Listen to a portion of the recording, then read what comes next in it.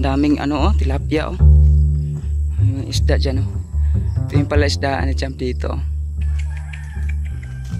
Ito yung mga tilapia ni Boss Champ dito. Yan. Maliliit pa yung iba.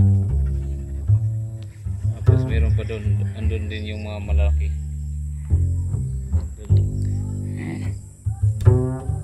Yung prutasan po, durian. Durian. Meron pala kayong durian dito, Kats? Rambutan, lansones, andyan. Grabe no. Talagang napakasagana sa dito mga ka-Idbaksing Fanatics. Parang kung sa baga wala ka nang hahanapin no. So hanggang doon mga ka-Idbaksing Fanatics. Can you imagine mga ka-Idbaksing Fanatics, so hanggang doon napakalayo na doon. Doon pa, sa taas. Sa taas pa? Oh. Grabe. Ilang hektar ito mga ka-Idbaksing Fanatics, hindi ito biro, grabe. Isang talaga to, parang planeta, kaya pala tinawag itong planeta. 7 pa ganun, tapos doon 14. Grabe. Nandun yung mga putasan, lahat. Yan. Tutor tayo ni Coach Jason Casimero dito sa nakaabala pa tayo. Nakaabala pa tayo pero yan nga, binigyan tayo ng oras talaga. Yan. Ito yung mga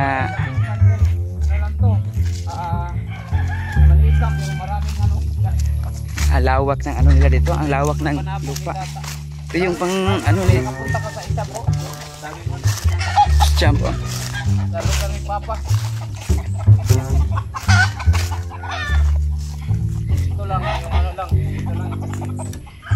Salamat tayo mga ka-Idbaksing Fanatics na binigyan tayo ng pagkakataon na mapakita sa inyo yung mga alaga nila dito, tapos yung lugar nila.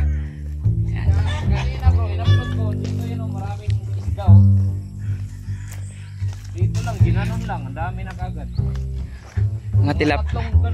Mga tilapia no. Pero buti Coach no na hindi siya naubos yung tubig dahil sa init. Daming tilapia isda dyan Ito yung pala isdaan ni Champ dito. Ito yung maganda mga ka-Idbaksing Fanatics, dahil kung wala kang uulamin, punta ka lang dito. Meron ka ng ulam. Sa totoo lang mga ka-Idbaksing Fanatics, hahangalin ka talaga, punta doon dito. Ang lawak talaga, grabe ang lawak ng lupa nila. Ang lawak. Ang lawak mga ka-Idbaksing Fanatics, ang lawak ng grabe, hindi biro. Yung nila dito, yung lupa talaga nila, pamamayari nila. Kaya hindi basta-basta no, hindi sila basta-basta na talaga. Ito yung maraming dito sa ito yung mga tilapia ni Boss Champ dito. Yan. Maliliit pa yung iba. Tapos meron pa doon, andun din yung mga malaki. Doon.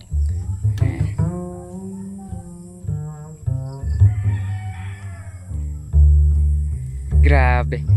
Sa totoo lang mga ka-Idbaksing Fanatics no, pagpunta namin dito, hinihingal na talaga ako. Tapos yung prutasan po, durian. Meron pala kayong durian dito, Kats? Rambutan, lansones, andyan.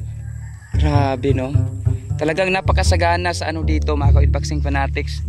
Parang kung sa baga wala ka nang hahanapin no, ng mga nandito na halos lahat yung kinakain ng tao ba, yung pagkain talaga natin.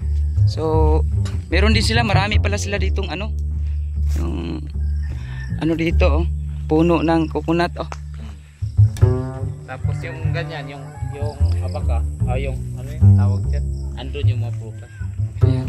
So hanggang doon mga ka-Idbaksing Fanatics, can you imagine mga ka-Idbaksing Fanatics, so hanggang doon napakalayo na doon.